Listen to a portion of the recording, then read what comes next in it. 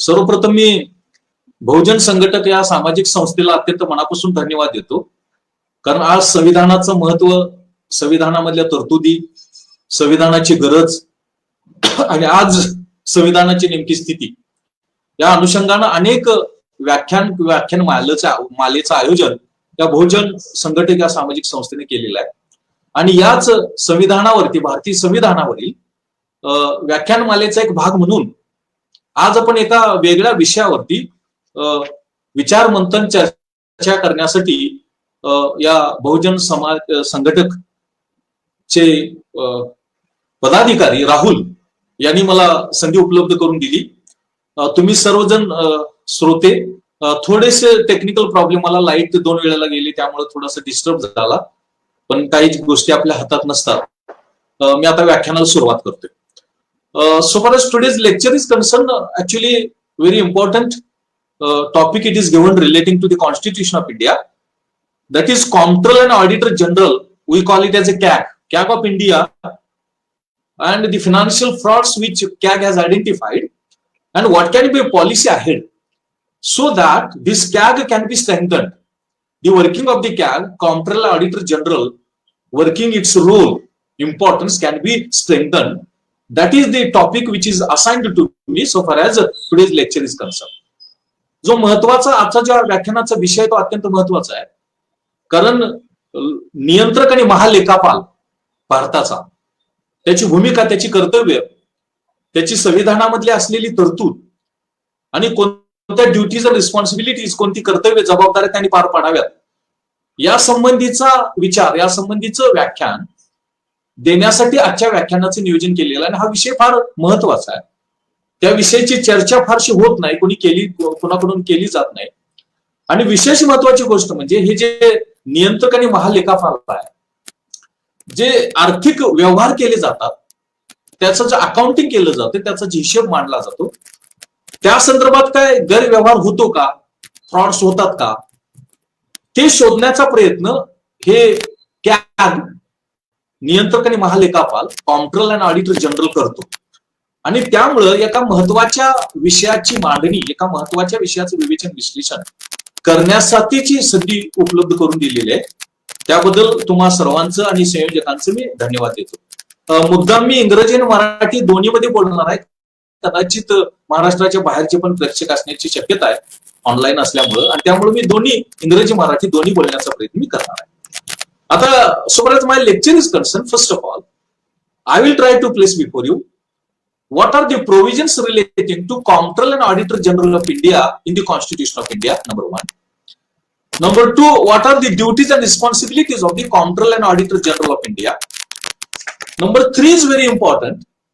What are the financial frauds or accounting frauds which the Comptroller and Auditor General of India has identified in India? Some examples, some cases I want to place before you.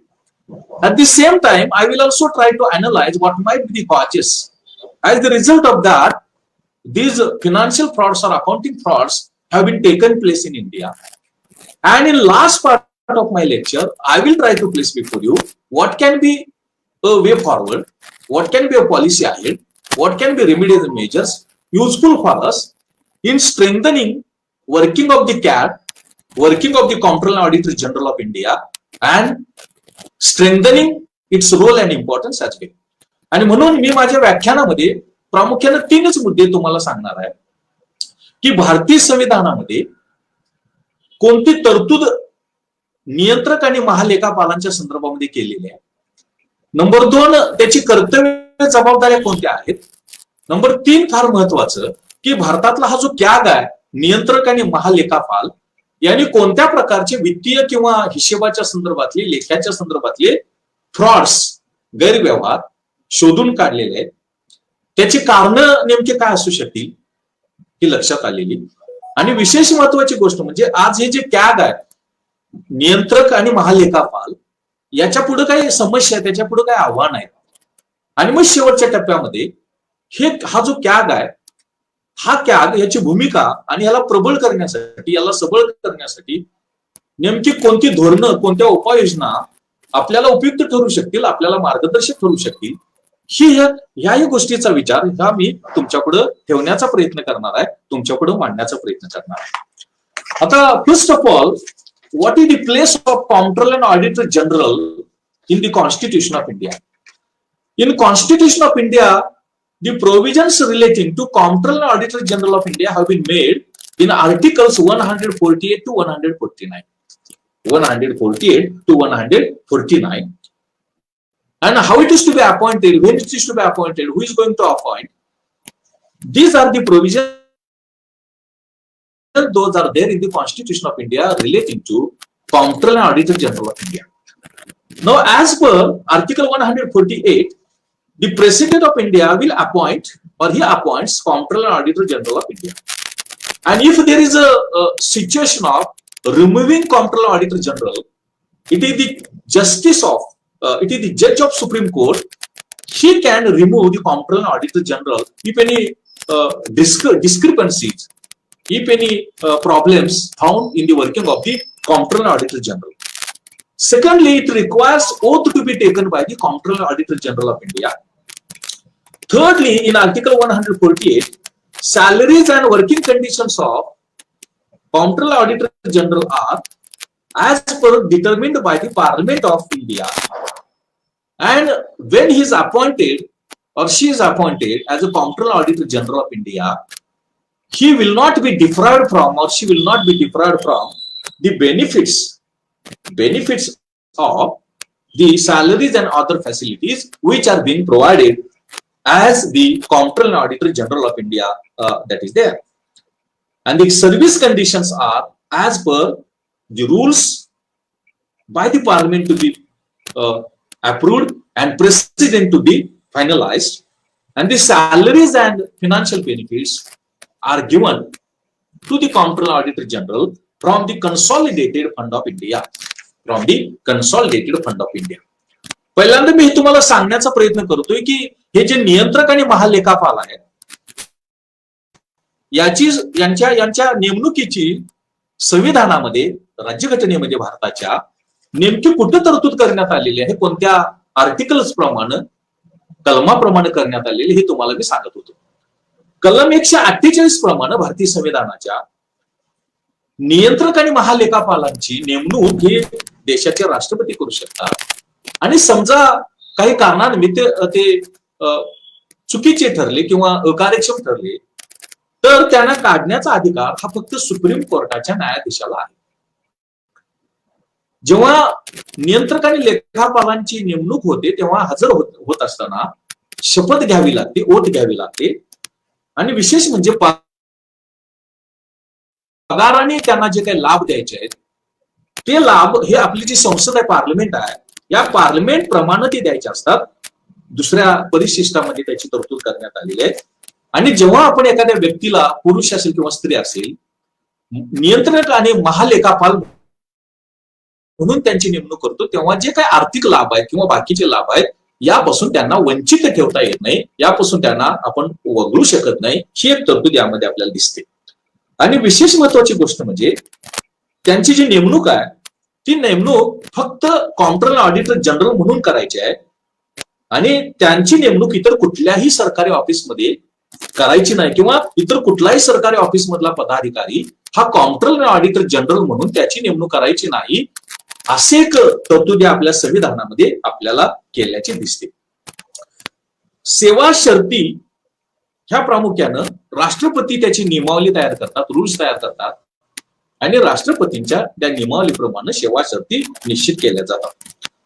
आता हे जे नियंत्रक आणि महालेखापाल आहेत त्यांच्यावरती होणारा जो खर्च आहे त्या खर्चाची तरतूद ही कन्सॉलिडेटेड फंड ऑफ इंडिया, आपल्या अंदाजपत्रकामध्ये एक खातं असतं ते, त्या कन्सॉलिडेटेड फंड ऑफ इंडिया म्हणजे एकत्रित निधी भारताचा, त्यामधून खर्चाची तरतूद ही केली जाते किंवा करावी अशा प्रकारची अपेक्षा आपल्याला दिसते. म्हणजे पहिल्यांदा मी तुम्हाला हे सांगण्याचा प्रयत्न केला की हा नियंत्रक आणि महालेखापाल याची नेमणूक कोण करतं, त्यानंतर त्याच्या सेवा शर्ती कोण ठरवतं, त्याची समजा काढून टाकण्याची वेळ आली तर कोण काढून टाकू शकतो, त्याच्या वेतनावरती आणि इतर लाभांवरती करावं लागणाऱ्या खर्चाची तरतूद आपण कशामधून करतो, या गोष्टी तुम्हाला मी सांगण्याचा प्रयत्न केला. The next point is that what are the duties and powers of Comptroller and Auditor General of India? Now, the duties and powers of Comptroller and Auditor General of India is examination of accounts of central government, state governments, and their departments. Central government accounts, state government accounts, and their corporations, their organization entities, their accounts are to be examined, to be assessed by the Comptroller General of India, that is there. यामध्ये हे जे नियंत्रक आणि महालेखापाल आहेत, हे नियंत्रक आणि महालेखापाल यांनी काय करायचं असतं की त्यांची कर्तव्य काय, त्यांना अधिकार काय आहेत, त्यांना केंद्र सरकार आणि राज्य सरकार यांचे जे आर्थिक व्यवहार आहेत, त्यांचा जो हिशेब आहे, त्यांचे जे अकाउंट्स आहेत, ते अकाउंट्स तपासायचे असतात. त्यामध्ये नियमित आहे का अनियमित आहे, बरोबर त्याचं लेखांकन केलंय का नाही, हिशोब बरोबर मांडलाय का नाही, हे तपासायचं असतं. म्हणजे केंद्र सरकार, राज्य सरकार आणि त्यांचे काही खाते असू शकतील, महामंडळ असू शकतील किंवा अजून काय विकास प्राधिकरण असू शकतील, यांचे हिशेब, यांच्या अकाउंटिंग तपासण्याची, एक्झामिन करण्याची, परीक्षण करण्याचा अधिकार हा त्यांना त्यामध्ये दिलेला आहे. आणि प्रामुख्यानं हे सगळं राष्ट्रपतींच्या मार्गदर्शनाखाली त्यांचं कामकाज चालत असतं. हे जे नियंत्रक आणि महालेखापाल आहे, त्यांचे जे कामकाज आहे, वर्किंग आहे, फंक्शनिंग आहे, ते ऍडव्हाइस ऑफ द प्रेसिडेंट, राष्ट्रपतींच्या सल्ल्याप्रमाणे, राष्ट्रपतींच्या मार्गदर्शनाप्रमाणे ते चालत असतं किंवा ते करावं अशा प्रकारची अपेक्षा असते, असे आपल्याला दिसतं. तर यामध्ये आपल्याला एक महत्वाचा मुद्दा जो दिसतो तो असा की केंद्र सरकार आणि राज्य सरकार त्यांचा हिशेब, त्यांचे महामंडळ किंवा त्यांचे विकास प्राधिकरण किंवा बाकीच्या बॉडीज त्यांचं लेखापरीक्षण करून, त्यांचं अकाउंटिंग परीक्षण करून, हिशेब तपासून त्याचा अहवाल हा सादर करायचा असतो. आणि तो अहवाल भारताचे राष्ट्रपती आहे, त्या राष्ट्रपतींना तो सादर करायचा असतो. आणि मग राष्ट्रपतींना तो सादर केल्यानंतर तो जो अहवाल आहे त्यांनी सादर केलेला, केंद्र सरकारच्या बाबतीतला असेल, राज्य सरकारच्या बाबतीतला असेल, एंटरप्राइजेस असतील, तर यावरती तो जो अहवाल आहे तो राष्ट्रपतींना सादर केल्यानंतर राष्ट्रपती चर्चेसाठी तो अहवाल हा संसदेमध्ये, पार्लमेंटमध्ये ठेवतात. आणि अशा पद्धतीनं नियंत्रक आणि महालेखापाल संविधानामध्ये असलेल्या कलम 148 आणि कलम 149 याप्रमाणे त्यांची नेमणूक होते. त्यांची कर्तव्य, त्यांच्या जबाबदाऱ्या आणि त्यांचे जे कर्तव्य आणि जबाबदाऱ्या आहेत आणि त्यांची भूमिका, त्यांना अधिकार हे आपल्याला यामध्ये मिळत असतात. कलम 148 मध्ये 1, 2, 3, 4, 5, 6 अशी उपकलम आहेत. त्याप्रमाणे त्यांची नेमणूक, त्यांचे वेतन, त्यांच्या पात्रता, त्यांना शपथ देणं हे त्यातून निश्चित होतं. कलम 149 प्रमाणे हे जे नियंत्रक आणि महालेखापाल आहेत त्यांना अधिकार कोणते, त्यांची कर्तव्य कोणते, त्यांच्या जबाबदाऱ्या कोणत्या हे निश्चित केलं जातं. आणि कलम 150 प्रमाणे त्यांनी हे सगळं काम करत असताना, केंद्र सरकार, राज्य सरकार त्यांचे हिशेब, त्यांच्या अकाउंटिंग तपासत असताना, त्याचं परीक्षण करत असताना, ऑडिट करत असताना हे सगळं त्यांनी राष्ट्रपतींच्या सल्ल्यानं, राष्ट्रपतींच्या मार्गदर्शनाखाली ऍडवाइस प्रमाणे करायचं असतं असं आपल्याला दिसतं. आणि अजून एक मुद्दा मी तुम्हाला सांगण्याचा प्रयत्न केला, हे सगळं ऑडिट केल्यानंतर, हिशेबाचं परीक्षण केल्यानंतर, लेखापरीक्षण केल्यानंतर कलम 151 1 आणि 2 प्रमाणे हे जे लेखापरीक्षण आहे, या लेखापरीक्षणाचा अहवाल हा केंद्र सरकारच्या बाबतीतला असेल, त्यांच्या खात्यांच्या संदर्भातला असेल, महामंडळांच्या संदर्भातला असेल, तर राष्ट्रपतींना तो सादर करायचा असतो. आणि राज्यांच्या खात्यांच्या संदर्भामध्ये राज्यांच्या प्राधिकरण किंवा महामंडळाच्या उपक्रमांच्या संदर्भातला तो जर असलेला अहवाल तर तो राज्यपालांना सादर करायचा असतो, राज्यपालांना तो सबमिट करायचा असतो. इथपर्यंत मी तुम्हाला सांगण्याचा प्रयत्न केला. म्हणजे नियंत्रक आणि महालेखापाल संविधानामध्ये असलेली तरतूद, त्यांची नेमणूक, त्यांच्या वेतन, सेवा शर्ती, त्यांना कोण काढून टाकू शकतं, त्यांच्या duties and responsibilities and powers, अधिकार कोणते आहेत, कर्तव्य कोणती, जबाबदाऱ्या कोणत्या आहेत, आणि प्रामुख्यानं त्यांनी अहवाल तयार करून केंद्र सरकारचा राष्ट्रपतींना, पार्लमेंटमध्ये तो सादर केला जातो, राष्ट्रपतींना सादर केला जातो, आणि राज्यांच्या संदर्भातला तो गव्हर्नरला, राज्यपालांना तो सादर केला जातो असं आपल्याला दिसतं. Then I am moving towards a very important aspect or component of Comptroller and Auditor General of India is frauds or scams identified by Comptroller and Auditor General of India. Because all of us know Comptroller and Auditor General of India examine, audit, accounting of the central government, state government, their corporations, their bodies, their undertakings, their enterprises, etc. And while working, if irregularities are found, if discrepancies are found, those are being identified by, searched by the Comptroller and Auditor General of India. And some of the very important scams or frauds which the Comptroller and Auditor General of India has identified in India, that I want to place before you for your kind information. Number one, you might be knowing Colgate scam. Colgate scam is the scam of, it is a fraud of coal mines or tender of coal mines or coal blocks to be given. And in that coal mines tender, fraud or scam was identified by Comptroller and Auditor General of India, which was worth of 10.7 lakh crore rupees. 10.7 lakh crore rupees. And CAG was of the opinion, Comptroller Auditor General was of opinion, that it could have give profit of 6.31 lakh crore to the government, 3.37 lakh crore to public sector undertakings, and 2.94 lakh crore to the private sector. Thus, there was a loss, there was a sacrifice of profit in the Colgate scam, that is scam of giving tenders of coal mines. Coal, all of us know coal mines. It was found that it was of 10.7 lakh crore, 6.31 lakh crore profit of government of India, 3.37 lakh crore of public sector undertakings, and 2.94 lakh crore of private sector. That money was lost because of the this scam that took place, and that was identified by the Auditor General, Comptroller and Auditor General of India. Then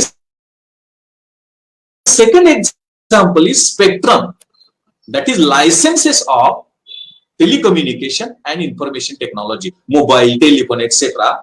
In that spectrum also, the Comptroller and Auditor General of India has identified irregularities, discrepancies by the Auditor General, Comptroller and Auditor General of India, and the regions responsible were recommendations of high-powered telecommunication was not accepted, pricing was kept outside the purview of ministries, then sanctity of pricing was not as per the decision taken, and prominently empowered group of ministries opinion was not considered, and Honorable Prime Minister, then Prime Minister in 2007 also gave some advice, but that was not accepted, and consequently in 2007 that loss was taken place so far as the scam or fraud that was identified by the Comptroller and Auditor General of India, that is number 2. Then thirdly, Comptroller and Auditor General of India has identified a scam of the Government of India employees. And the Government of India employees, their leave travel concession claims. In these leave travel concession claims, there was a fraud, there was a scam. And that fraud was identified by this Comptroller Auditor General of India. And it was, all of us know, leave and travel scheme is there. It is both for the state as well as for the government of India employees is there. But in the case of central employees or government of India employees, that fraud was identified. It was detected by the Comptroller Auditor General of India that is there. In addition to that, during 2005 to 18, there was a scam, accounting or financial scam of 30,000 crore rupees that was in Noida. All of us know Noida, that is New Okhila Industrial Development Authority. It is near to New Delhi. And in that industrial estate, in that industrial authority, the financial fraud of 30,000 crore was identified by Comptroller Auditor General of India. And in Greater Noida, there was also financial scam, financial irregularities were identified by, those are also lakhs of crore rupees by the Comptroller Auditor General of India. Then in UP government spending also, expenditure of Uttar Pradesh government, there was a scam of about 6,700 crore rupees. That was also identified by, detected by Comptroller Auditor General of India. And one more in relating to Uttar Pradesh was 40 to 100% amount was taken as advance, and it was spent in the Uttar Pradesh. These are the major financial or scams, frauds, which the Comptroller Auditor General of India has identified. That is there. आता मुख्य मी तुम्हाला सांगितलं की हा जो नियंत्रक आणि लेखापाल आहे, तो नियंत्रक आणि महालेखापाल काय करतो की केंद्र सरकार, राज्य सरकार, त्यांची महामंडळ, त्यांचे सार्वजनिक क्षेत्रातले उद्योग आणि उपक्रम यांचा हिशेब, त्यांचा खर्च, त्यांचा अकाउंटिंग, त्यांचा लेखा तपासतो. आणि त्यामध्ये काय अनियमितता आहे का, त्यामध्ये काय फ्रॉड, भ्रष्टाचार झाला आहे का, असेल तर तो किती रुपयाचा असू शकेल, त्याची कारण काय असू शकतील, या संबंधीचं परीक्षण करून त्याचा अहवाल राष्ट्रपतींना आणि राज्यपालांना तो सादर केला जातो. आणि काही प्रमुख फ्रॉड्स, भ्रष्टाचार, स्कॅम्स, फ्रॉड्स केंद्र सरकार आणि राज्य सरकार यांच्या खर्चामध्ये, ऑडिटमध्ये, लेखामध्ये झालेले आहेत, ते तुम्हाला मी सांगण्याचा प्रयत्न करत होतो. यामधला कोलगेट स्कॅम म्हणून एक प्रसिद्ध आहे. कोळशाच्या ज्या खाणी आहेत, त्या कोळशाच्या खाणीचा परवाना देण्यासंदर्भातलं जे टेंडर झालं किंवा जो ऑक्शन झाला, त्या ऑक्शन मध्ये घोटाळा, भ्रष्टाचार झाल्याचं नियंत्रक आणि महालेखापाल यांनी शोधून काढलेला आहे, त्यांच्या निदर्शनात आलेलं आहे. यामध्ये जवळपास 10.7 लाख कोटी रुपयांचं सरकारचं नुकसान झालं असे आकडे त्यांनी दिले. 6.31 लाख रुपयाचा नफा, त्याचा सॅक्रिफाईस, त्याग करावा लागला. 3.37 लाख कोटी रुपयांचं जे सरकारचे उपक्रम असतात, उद्योग व्यवसाय असतात, त्यांचा तोटा झाला. आणि खाजगी क्षेत्राला जवळपास 3 लाख कोटी, 2.94 लाख करोड एवढा तोटा झाल्याचं त्यामध्ये दिसतं. मग यामध्ये सरकारनं दिलेले आदेश, यामध्ये पंतप्रधान दिलेली सूचना, यामध्ये कमिशननं दिलेले आदेश, यामध्ये किंमत निश्चितीमध्ये घेतलेली विचलन किंवा डिव्हिएशन, यासारख्या कारणांचा परिणाम म्हणून या कोलगेट स्कॅम, म्हणजे कोळशाच्या ज्या खाणी आहेत त्यांचा जो परवाना आहे, त्यांचा जो टेंडर आहे, तो देण्यामध्ये हा घोटाळा, भ्रष्टाचार झाल्याचं कॉम्प्ट्रोलर ऑडिटर जनरल यांनी शोधून काढलेलं आहे. त्यानंतर स्पेक्ट्रम स्कॅम तुम्हाला माहित असेल, त्यावेळेचे मंत्री, त्यावेळेची अनेक नावं तुम्हाला ती माहित असतील. म्हणजे मोबाईल असेल, टेलिफोन असेल, इंटरनेट सेवा असेल, याचे जे परवाना, याचा परवाना, त्याला स्पेक्ट्रम असं म्हटलं जातं. ते परवाने देताना घोटाळा झाल्याचं, आर्थिक घोटाळा झाल्याचं या नियंत्रक आणि लेखापालांनी शोधून काढलेलं आहे. आणि यामध्ये सुद्धा कितीतरी लाख कोटी रुपयांचं नुकसान हे सरकारचं झाल्याचं त्यांनी शोधून काढलेलं आहे. मग यामध्ये सूचनांचं पालन न करणं, त्याच्या किमती निश्चित न करणं किंवा आयोगाने दिलेल्या शिफारसी न स्वीकारणं किंवा जे फायनान्स मिनिस्ट्री आहे अर्थ खातं त्यांनी दिलेल्या सूचना न पाळणं, यासारख्या ज्यांना परवानगी द्यायला नको होतं त्यांना दिले, म्हणजे अपात्र लोकांना, अपात्र संस्थांना परवानगी दिली, अशा अनेक कारणांचा परिणाम म्हणून हा स्पेक्ट्रम घोटाळा, म्हणजे टेलिफोन, मोबाईल, इंटरनेट ही जी सुविधा देणारी सुविधा आहे त्याचा जो भ्रष्टाचार झाला, घोटाळा झाला, ते सुद्धा या नियंत्रकांनी, महालेखापालांनी शोधून काढलेलं आहे किंवा ते प्रकरण उघडकीस आणलेलं आहे असं आपल्याला दिसतं. आणि त्याची पण रक्कम ही लाखो कोट्यावधी रुपयांची आहे, लाख कोट्यावधी रुपयांची आहे असं या लेखापालांचं, नियंत्रक आणि लेखापालांनी शोधून काढलेलं आहे. त्यानंतर आणखीन एक महत्वाचा घोटाळा त्यांनी शोधून काढलेला आहे या कॉम्प्ट्रोलर ऑडिटर जनरलनी, नियंत्रक आणि महालेखापालांनी, आणि तो घोटाळा म्हणजे केंद्र सरकारचे जे कर्मचारी असतात, केंद्र सरकारचे कर्मचारी आणि राज्य सरकारांचे कर्मचारी यांना प्रवासी रजा किंवा प्रवासासाठी रजा आणि त्याचा लाभ, त्याचा खर्च याची सुविधा दिलेली असते. त्याला आपण LTC असं म्हणतो, leave travel concession claims.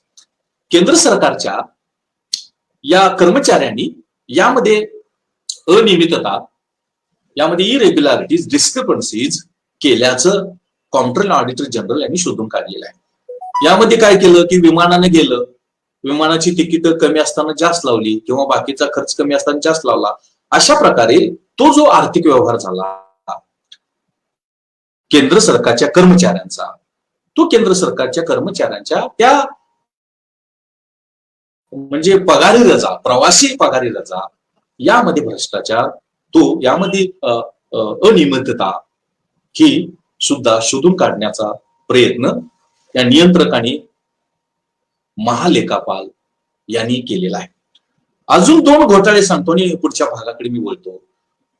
Noida तुम्हाला माहित आहे, नोएडा ही दिल्लीला लागून, दिल्ली शहराला लागून आहे. खरं म्हणजे ती औद्योगिक विकास प्राधिकरण आहे, इंडस्ट्रियल डेव्हलपमेंट अथॉरिटी. तर या इंडस्ट्रियल डेव्हलपमेंट अथॉरिटीमध्ये जवळपास 30,000 कोटी रुपयांचा अनियमितता, भ्रष्टाचार झाल्याचं कॉम्प्ट्रोलर ऑडिटर जनरल यांनी शोधून काढलेलं आहे. आणि त्याचबरोबर ग्रेटर नोएडा, त्याला लागूनच म्हणजे नवीन नोएडा असं म्हणा की त्यामध्ये सुद्धा अशा प्रकारचा भ्रष्टाचार, अशा प्रकारची अनियमितता आर्थिक व्यवहारामध्ये झाल्याचं कॉम्प्ट्रोलर ऑडिटर जनरल यांनी शोधून काढलेला आहे, तसा अहवाल त्यांनी सादर केलेला आहे. यानंतर राज्याचे एक उदाहरण तुम्हाला देता येईल. उत्तर प्रदेशमध्ये जवळपास 6,700 कोटी रुपयाच्या आर्थिक व्यवहारामध्ये अनियमितता कॉम्प्ट्रोलर ऑडिटर जनरल, नियंत्रक आणि महालेखापाल यांनी शोधून काढलेले आहे किंवा त्यांना ते शोधण्यामध्ये त्यांना यश मिळालेलं आहे असं आपल्याला दिसतं. याचबरोबर अजून एक त्यांना असं लक्षात आलं की 40 ते 100% ऍडव्हान्स घेऊन ते खर्च करण्याचा आर्थिक व्यवहार सुद्धा उत्तर प्रदेश सरकारच्या बाबतीमध्ये झाल्याचं सुद्धा हे या नियंत्रक आणि महालेखापालांनी शोधून काढलेलं आहे किंवा शोधलेलं आहे असं आपल्याला दिसतं.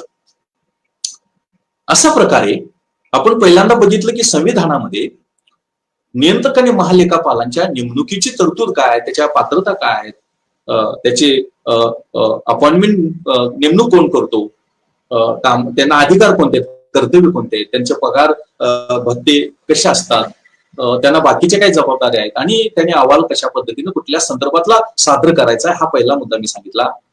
दुसऱ्या मुद्द्यामध्ये केंद्र सरकार, राज्य सरकार त्यांचे उपक्रम, त्यांचे उद्योग व्यवसाय यांचं लेखापरीक्षण करून, यांचं ऑडिट करून त्यांना जी अनियमितता दिसून आली, ती अनियमितता कुठं कुठं होती ती काही उदाहरणं मी तुम्हाला सांगितली. मग यामध्ये कोलगेटचा स्कॅम होता, यामध्ये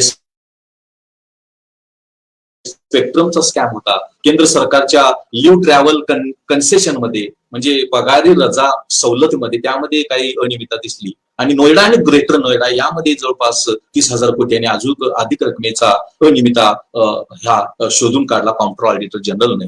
आणि उत्तर प्रदेश सरकारनं त्यामध्ये केलेल्या खर्चामध्ये अनियमितता, आणि त्यांनी अतिरिक्त घेतलेला ऍडव्हान्स, अशा प्रकारची काही प्रकरणं, काही केसेस या नियंत्रकांनी, महालेखापालांनी या शोधून काढण्याचा प्रयत्न आपल्याला दिसतो.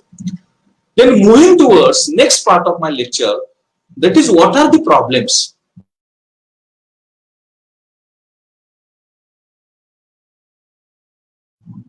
Some of the challenges and problems which the Comptroller Auditor General are facing, that I want to place before you, that I want to bring to your notice. Number one is that the number of officials in Comptroller Auditor General is only 55, and it is divided 50-50 for state governments and 50% for central government, and it is overburdensome. Auditing or examination of the accounts is overburdensome, that is there. Second problem is that so far as the examination of accounting or accounts of the state governments and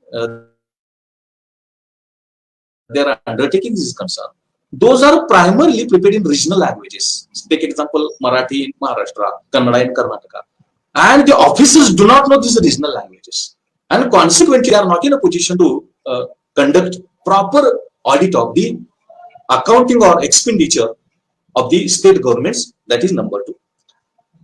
Thirdly, number of activities of the state government, central government and their undertakings have been increased, and the scope has been increased, but to that extent human resource in the Comptroller Auditor General has not been increased, and it is becoming very difficult.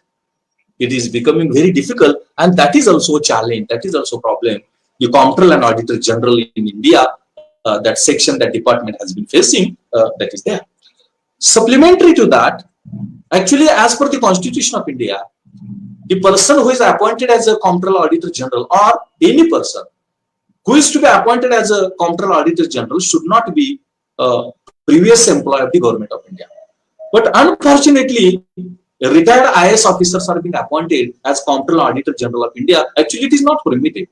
As per the Constitution, provision is there in 148 article. And as per that article, no permission is there so far as the retired officer of the government or IAS officer of the government is to be appointed as a Comptroller Auditor General of India. But unfortunately, those are being appointed as a Comptroller Auditor General of India, that is there. One more very important challenge is that the persons who are appointed as a Comptroller Auditor General of India, they do not have any knowledge and experience of accounting. Those were appointed as a Comptroller Auditor General of India. That is also a very important challenge and problem the Comptroller Auditor General of India have been facing. Supplementary to that, the Comptroller Auditor General of India also are panel members or members of the panel of United Nations auditors, and there also a lot of work of auditing is to be carried out, is to be conducted by the Comptroller Auditor General officers, and that is becoming posing financial burden. And in 97-98, it was only on travel 5 crore rupees were spent, and that is unnecessary burden, that is excessive burden, that is there.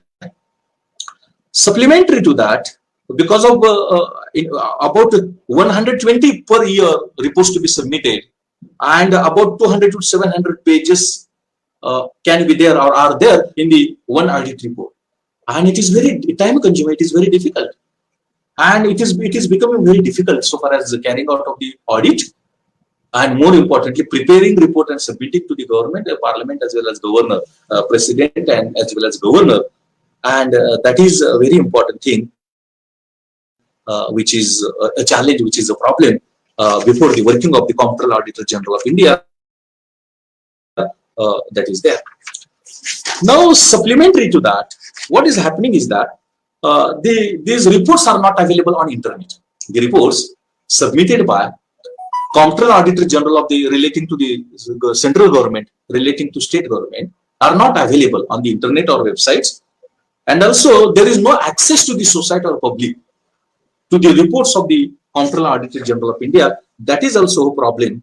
That is also a problem that is being faced, that is being experienced so far as Comptroller Auditor General of India is concerned, and prominently the budgetary allocation, the expenditure which is allotted to the Comptroller Auditor General of India, it is lower, it is not which is required, which is not expected. That is also challenge, that is also problem that we find so far as the challenges and the problems with the Comptroller Auditor General of India have been facing, that is there. मी तुम्हाला हे सांगण्याचा प्रयत्न करत होतो की हे जे नियंत्रक आणि महालेखापाल आहे त्यांच्यापुढे काही समस्या आहेत, त्यांच्यापुढे काही आव्हान आहेत आणि त्या समस्या की आव्हानं नेमकी कोणती आहेत ते तुम्हाला मी सांगण्याचा प्रयत्न करतोय. पहिलं आव्हान म्हणजे फक्त 50च अधिकारी या खात्यामध्ये कॉम्प्ट्रोलर ऑडिटर जनरल मध्ये, यातले निम्मे राज्याकडे निम्मे केंद्राकडे, आणि त्यामुळं हे जे ह्युमन रिसोर्स आहे, मानवी संसाधन आहे, हे मानव संसाधन अपुरं पडत आहे किंवा ते कमी पडत आहे आणि त्यामुळं हे ऑडिटचं काम करणं, हे हिशेब तपासणं, लेखापरीक्षण करणं हे कठीण चाललेलं आहे, कठीण होत चाललेलं आहे असं आपल्याला दिसतं. दुसरी महत्वाची गोष्ट अशी की बदलत्या कालावधीनुसार सरकारच्या जबाबदाऱ्या, कर्तव्ये वाढत चाललेले आहेत आणि त्यामुळं अजून त्याचं ऑडिट करणं, त्याचं लेखापरीक्षण करणं, त्याचं ऑडिट करणं, एक्झामिन करणं हे कठीण होत चाललेलं आहे. ते एक प्रश्न, ती एक समस्या इथं आपल्याला दिसते. तिसरी समस्या अशी की आपल्या संविधानामध्ये स्पष्ट तरतूद करण्यात आलेली आहे की जो नियंत्रक आणि महालेखापाल त्याची नेमणूक करायची आहे, तो नेमणूक करायचा, त्याची नेमणूक ही फ्रेश असायला पाहिजे. म्हणजे एखाद्या रिटायर्ड IAS ऑफिसरची किंवा पदाधिकाऱ्याची ती करायची नाही, पण दुर्दैवानं आपल्या देशामध्ये आपण ती करायला लागलेलं आहे. रिटायर्ड IAS ऑफिसर्स हे कॉम्प्ट्रोलर ऑडिटर जनरल, नियंत्रक आणि लेखापरीक्षक म्हणून त्यांची आपण नेमणूक करत आहोत, अपॉइंटमेंट करत आहोत आणि हे एक आपल्याला चुकीचं दिसतंय, हे एक आपल्याला चूक होत असल्याचं आपल्याला दिसतं. त्यानंतर नियंत्रक आणि लेखापाल यांची नेमणूक करत असताना त्यांना लेखापरीक्षणाचं, ऑडिटिंगचं ज्ञान आहे का, अनुभव आहे का, हे आपण बोलत नाही असं लक्षात येतं आणि वित्तीय व्यवस्थापनाचं ज्ञान किंवा माहिती नाही असं एक त्यामध्ये उणीव, त्यामध्ये दोष हा आपल्याला दिसतो. एक महत्वाचं आव्हान किंवा समस्या की नियंत्रक आणि लेखापाल यांचे पॅनेल आहे ऑडिटरचं, त्या पॅनेलमध्ये आपल्या देशातल्या या नियंत्रक आणि लेखापालांचा पण समावेश असतो. मुळात केंद्र सरकार, राज्य सरकार त्यांचे उपक्रम, सार्वजनिक क्षेत्रातले उद्योग व्यवसाय यांचं लेखापरीक्षण आणि पुन्हा संयुक्त राष्ट्र संघाचं लेखापरीक्षण, यामुळं हे लेखापरीक्षण करण्याचं जे काम आहे ते काम फार कठीण होत चाललेलं आहे, व्यापक होत चाललेलं आहे, ते बर्डनसम होत चाललेलं आहे असे चित्र आपल्याला दिसतं. त्यामधून लेखापरीक्षणाला वेळ लागत आहे, अहवाल सादर करायला वेळ लागत आहे आणि त्यामधून मग पुन्हा स्कॅम्स, फ्रॉड्स हे व्हायला संधी मिळत आहे असे आपल्याला दिसतं. आपण जर नियंत्रक आणि लेखापरीक्षक यांचा जर कामाची व्याप्ती आपण बघितली तर वर्षाला किमान 120 अहवाल दरवर्षी हे निरीक्षण करून त्याचं लेखापरीक्षण करून ते सादर करायचे असतात आणि त्यांची संख्या किमान 200 ते 700 पानं एवढी असते. म्हणजे व्यापक काम आहे आणि दुर्दैवानं जे मानवी संसाधन आहे, जे ह्युमन रिसोर्स आहे ते मात्र कमी आहे आणि त्यामुळं हे लेखापरीक्षण करायला वेळ लागत आहे, त्याचा रिपोर्ट सादर, अहवाल तयार करायला वेळ लागत आहे, सादर करायला वेळ लागत आहे आणि त्यामुळं मग स्कॅम सारखी परिस्थिती, भ्रष्टाचार, घोटाळासारखी परिस्थिती आपल्याला दिसते आणि त्यामधून काही पैशाचा वेस्ट व्हायला लागलेला आहे, भ्रष्टाचारासारखी उदाहरणं आपल्याला यायला लागलेली आहे असं दिसतं.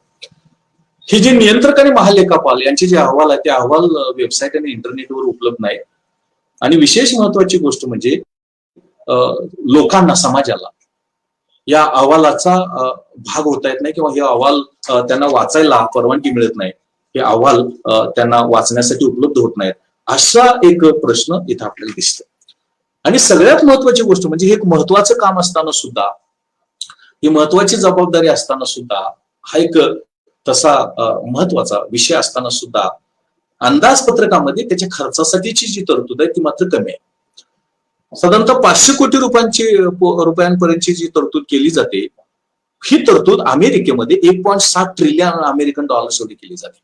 म्हणजे आपल्याकडे 500 कोटी रुपये आणि याच कामासाठी अमेरिकेमध्ये 1.7 trillion US dollars, American dollars एवढी तरतूद केली जात आहे. म्हणजे जो करावा लागणारा खर्च आहे त्या करावं लागणाऱ्या खर्चामध्ये सुद्धा फार मर्यादित तरतूद केली जाते असा एक प्रश्न, अशी एक समस्या सुद्धा आपल्याला आपल्या देशातील नियंत्रक आणि महालेखापाल, कॉम्प्ट्रोलर ऑडिटर जनरल यांच्या पुढे निर्माण होत असल्याचं आपल्याला दिसतं. Then moving towards last part of my lecture, then what can be a way forward? What can be a policy forward? What can be remedies and measures? Those can be helpful for us in strengthening the working of the performance of the efficiency of the Comptroller Auditor General of India. What can be policies helpful in strengthening and enhancing efficiency of Comptroller Auditor General of India? That is also necessary to be discussed, necessary to be analyzed. Number one is that the knowledge, education and awareness about audit is not there to the ministries, to the departments, to the bureaucrats, to the representatives. Knowledge is not there, education is not there, awareness is not there, process is not there, and therefore it is becoming very difficult. So that is necessary to be provided, that is necessary to be given. That can help us in improving working of the Comptroller Auditor General, enhancing efficiency, productivity of the Comptroller Auditor General. Number two, staff members, number of staff of the Comptroller Auditor General section or department is necessary to be increased. It is very inadequate. Whatsoever the scope of work is concerned, it is very larger, it is very greater. And consequently, it is becoming very difficult to conduct audit and as well as to prepare report and submit as well to the president as well as governor. And so urgent need for increasing the number of staff in the Comptroller Auditor General section, that is very important. Thirdly, centralized. It is vested in the hands of the Comptroller Auditor General department of section. And it is at central government level, not at state and local level. And government is local also, undertakings are local also, state, regional also. And there is a need for decentralization of the department of Comptroller Auditor General, that is at central level, at state level and local level as well. Because all governments accounts are necessary to be examined, necessary to be audited, and only it is centralized, concentrated in the hands of Government of India. That is not sufficient and adequate. So there is a need for this department or Comptroller Auditor General at central level, at state level, as well as local level. That can help us in improving efficiency, productivity, and rapid conduct of the this audit of the government undertakings that is there. Then what your reports which are being published by the Comptroller Auditor General must be should provide access to the people, because it is public money, it is money of the people, it is money of the society, and they should know how the government is spending, how irregularities and discrepancies are there in the spending activities of the government, central, state, and their undertakings. And it is therefore those reports are also necessary to be made open. Access should be given to the people, to the society, to the interested. That is necessary. Then there should be transparency. Transparency should be there in conducting of the audit, in reports to be published, in access to the reports. The transparency is required, and that transparency is necessary to be incorporated so far as the working of the this Comptroller Auditor General is concerned. Then we can separate these departments for central government, state government, also local government. Comptroller Auditor General for central government, Comptroller Auditor General for state government, Comptroller Auditor General for local government. That separation is helpful. Then people do not know what is this Comptroller Auditor General, what are their duties and responsibilities, what is importance and relevance. And in that regard, wide publicity is necessary to be given. Publicity should be given. This is public Comptroller Auditor General. These are duties, responsibilities. Those are appointed as per the provisions in the Constitution. They have to conduct audit. They have to prepare report. They have to submit. They have to publish, etc. All knowledge information should be given. Wide publicity in media, maybe print media, maybe electronic media, is necessary to be given.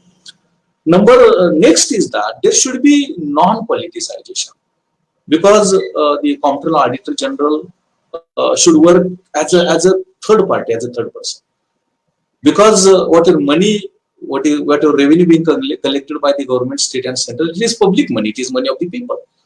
So that should be utilized properly for the welfare of the society, social welfare of the society, And it is therefore that activity of conducting of the audit should be non-political. There should not be any political intervention, any political interference. It is needed because in India, prominently politicization has become more or less the silent feature of all the activities being carried out. And that should not happen. Otherwise, neutrally, as a third person, it cannot be carried out. It will not be carried out. That is there. And lastly, very importantly, no appointment of the retired officer should be done, because already it has been prohibited by the Constitution of India. But we are again appointing, and that is violation of the Constitution. It is against the Constitution, Article 148. So we should not consider, because a lot of people are there, a lot of qualified people are there. Those can be appointed, and they should be given a chance instead of retired professors. There can be vested interests in the appointment and the duties being carried out by the retired employees, officers. That can happen, and that should not be permitted. The sum totality of that, the package of the measures and this policy that can enable us in improving working of the Comptroller Auditor General of India, increasing and enhancing efficiency, productivity of the Comptroller Auditor General of India, that will enable optimal utilization of the public money being collected and spent by the government, central, state as well as local, and that is necessary.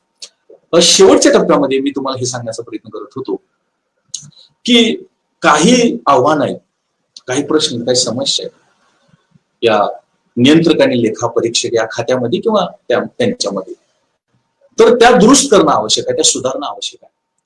आणि त्या सुधारण्यासाठी आपल्याला काही धोरणं, काही उपाययोजना, काही remedies, काही पॉलिसीज आपल्याला उपयुक्त ठरू शकतील. पहिली गोष्ट म्हणजे आपले प्रतिनिधी, आपले मंत्री आणि नोकरशाह यांना हे नियंत्रक आणि लेखापरीक्षक म्हणजे काय, ते का करायचं असतं, त्याची नेमणूक का केली जाते, त्यांचं काम काय, त्यांना अधिकार काय, त्याचं महत्व काय, त्यांच्या जबाबदाऱ्या काय, त्यातून काय मिळू शकतं, फलित काय असू शकतं, याविषयीचं ज्ञान, याविषयीचं शिक्षण आणि जाणीव जागृती ही त्यांच्यामध्ये करणं आवश्यक आहे. त्यामुळे काय होईल की तेच काम चांगल्या पद्धतीने होऊ शकतील, ते या खात्याला सहकार्य करू शकतील आणि अत्यंत चांगलं काम या कॉम्प्ट्रोलर ऑडिटर जनरल यांचे किंवा या खात्याचं होऊ शकेल. त्यासाठी आपले प्रतिनिधी, आपले मंत्री, आपले नोकरशाह यांना या कॉम्प्ट्रोलर ऑडिटर जनरल ही जी ऍक्टिव्हिटी आहे, नियंत्रक आणि महालेखापाल याविषयीचं शिक्षण, ज्ञान, नॉलेज, जाणीव जागृती ही करणं आवश्यक आहे. दुसरी महत्वाची गोष्ट म्हणजे या विभागामध्ये कर्मचाऱ्यांची संख्या खूप कमी आहे.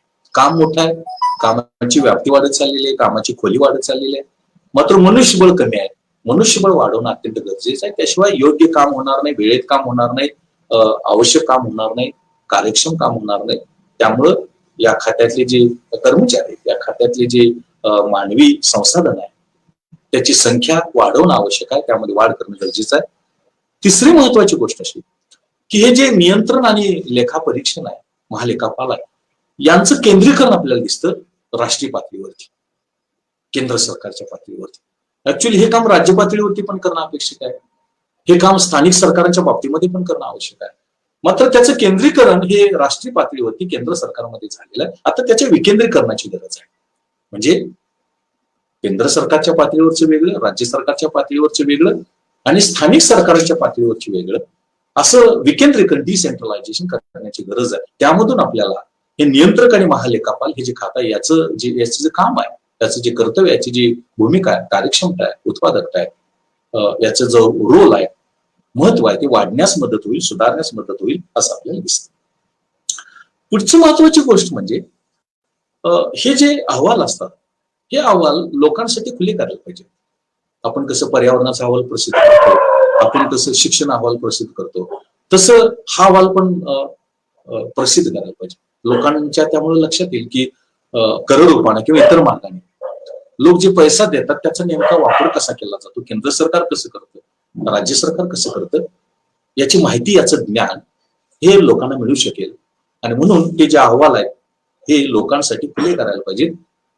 लोकांना वाचायला, लोकांना टीका टिप्पणी करायला, लोकांना चर्चा करायला ते उपलब्ध करून द्यायला पाहिजेत असं आपल्याला दिसतं. यामध्ये पारदर्शकता पाहिजे, ट्रान्सपरन्सी पाहिजे. की बाबा हे काम कसं केलं जातं, कर्तव्य जबाबदारी कशी, केंद्र सरकारचं कसं, त्यांच्या उपक्रमाचं कसं, राज्य सरकारचं कसं, त्यांच्या उपक्रमांचं कसं, स्थानिक पातळीवरचं कसं करता येईल. यामध्ये एक पारदर्शकता, ट्रान्सपरन्सी गरज आहे. आणि त्यामुळे एक लोकांचा, समाजाचा या कॉम्प्ट्रोलर ऑडिटर जनरल, नियंत्रक आणि महालेखापाल यांच्यावरचा जो विश्वास आहे, यांच्यावरची जी एक एक एक भूमिका आहे, याचं जे महत्व आहे ते अधिक उंचावण्यास, अधिक सुधारण्यास, अधिक प्रबळ होण्यास त्याची मदत होऊ शकेल असं आपल्याला दिसतं. त्यानंतर हे जे यांचे जे अहवाल आहेत, हा जो ही जी ऍक्टिव्हिटी आहे, याला प्रसिद्धी देणं आवश्यक आहे. प्रिंट मीडिया असेल, इलेक्ट्रॉनिक मीडिया असेल किंवा अजून कुठला असेल, त्यामध्ये प्रसिद्धी द्यायला पाहिजे. केंद्र सरकारचा लेखापरीक्षण किंवा नियंत्रक लेखापरीक्षणाचा अहवाल असा आहे, राज्य सरकारचा असा आहे, उपक्रमांचा असा आहे, स्थानिक सरकारचा असा आहे, त्याला वाईड पब्लिसिटी, प्रसिद्धी द्यायला पाहिजे. आणि त्यामधून ते समाजापर्यंत पोहोचेल आणि नेमकं सरकार सामाजिक कल्याणासाठी कसं काम करत मध्ये अपेक्षित आहे किंवा ते करावं. सातत्याने सर्वे करावा, सर्वेक्षण करावं, नेमकं केंद्र सरकारचं लेखापरीक्षण कसं होतं, राज्य सरकारचं कसं होतं, त्यांच्या उपक्रमांचं कसं, त्यांचा सर्वे करावा. बरोबर होतं का, चुकीचं होतं का, काय मर्यादा आहेत, काय उणीवा आहेत, कशा सुधारता येतील, सरकारने हिशोब कसा ठेवायचा, त्यामध्ये काय उणीवा आहेत काय, त्यांना मार्गदर्शन, सल्ला, त्याचा सर्वे सातत्यानं करावा, फ्रिक्वेंटली करावा. त्यामधून सुद्धा ही ऍक्टिव्हिटी सुधारण्यास मदत होऊ शकेल आणि अत्यंत चांगल्या पद्धतीनं होऊ शकेल असं आपल्याला दिसतं. त्यानंतर राजकारण होता कामा नये. राष्ट्रीय पातळीवरती असू द्या, राज्य पातळीवरती असू द्या, स्थानिक पातळीवरती असू द्या, राजकीय हस्तक्षेप, पॉलिटिकल इंटरफरन्स असता कामा नये.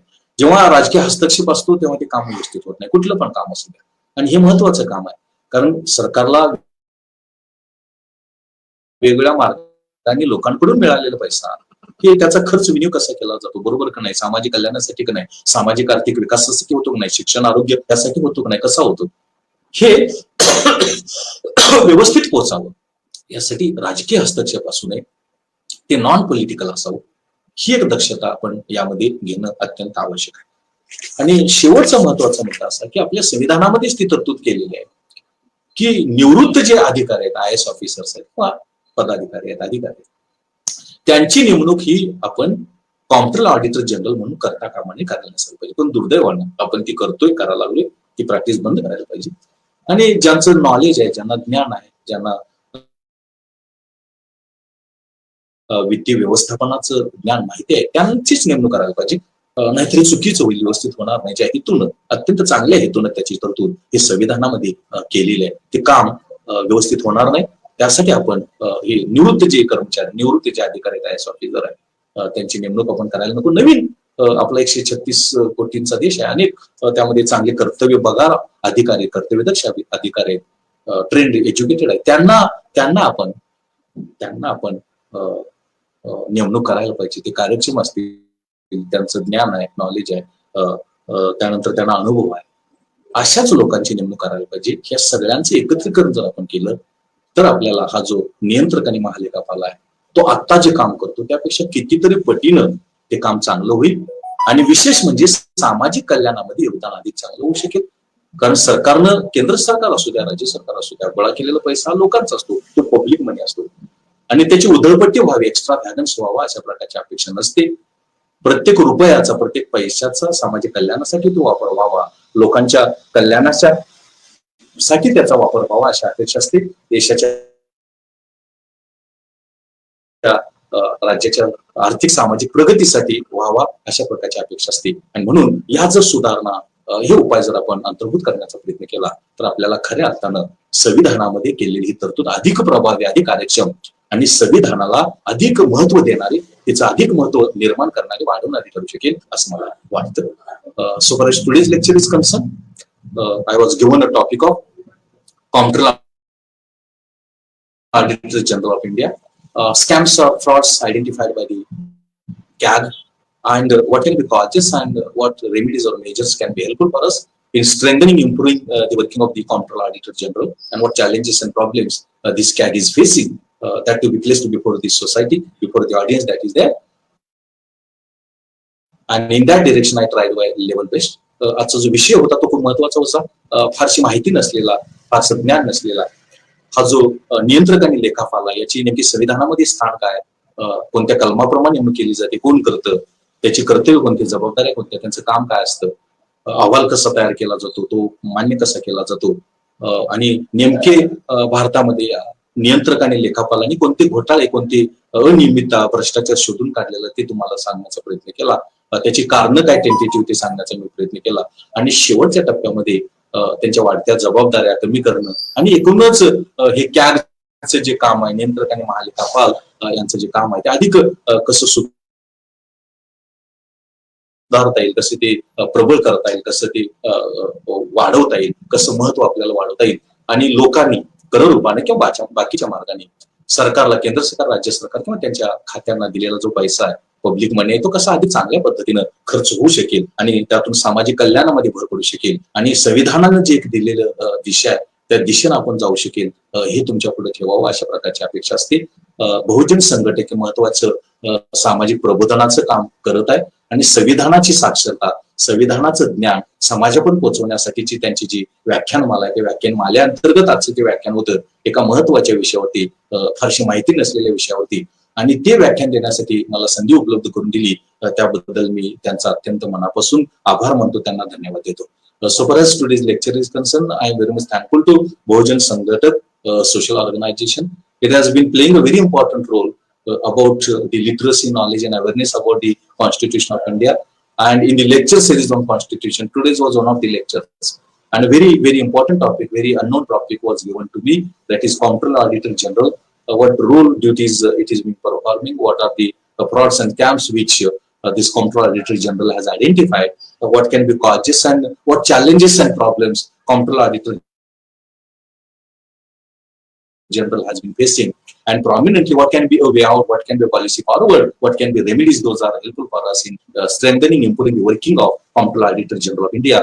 I am very much thankful to Bahujan Sanghtak for giving me an opportunity to deliver a lecture, special lecture on Comptroller Auditor General of India. That is there. Thank you very much to this Bahujan Sanghtak and all the audience, all the people who joined to listen to me. Thank you very much.